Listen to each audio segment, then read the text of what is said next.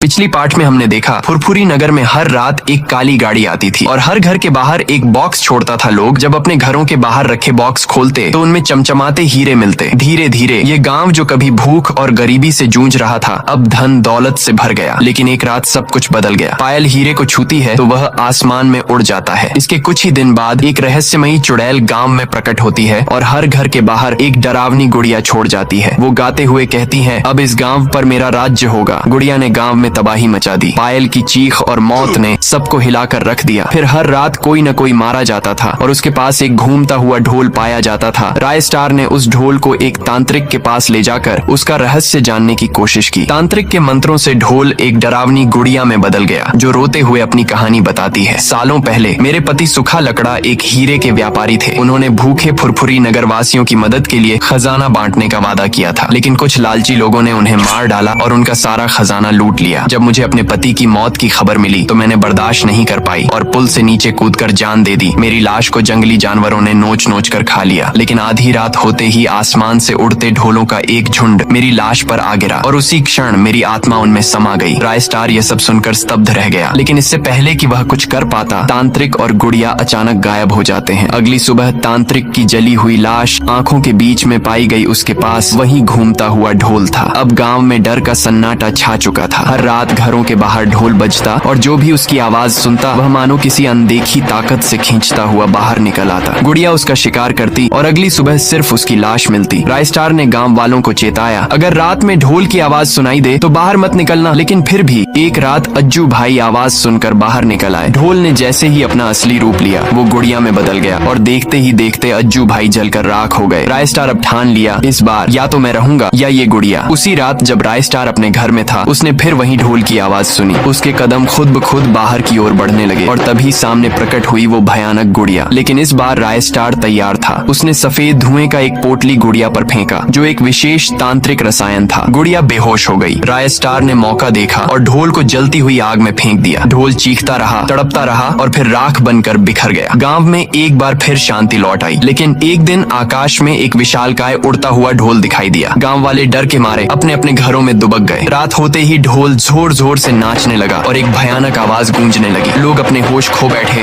और उसकी ओर खींचते चले गए। फिर हुआ कत्लेआम। अगली सुबह गांव की गलियां लाशों से पट चुकी थीं। ढोल हवा में घूम रहे थे मानो जश्न मना रहे हों। एक दिन राय स्टार के सामने वही उड़ता हुआ ढोल आया और एक झटके में उसके शरीर के अंदर समा गया। अब आगे क्या होगा? अगर आप पार्ट 3 चाहते हैं तो नीचे कमेंट करें। राय स्टार ढोलक वाला।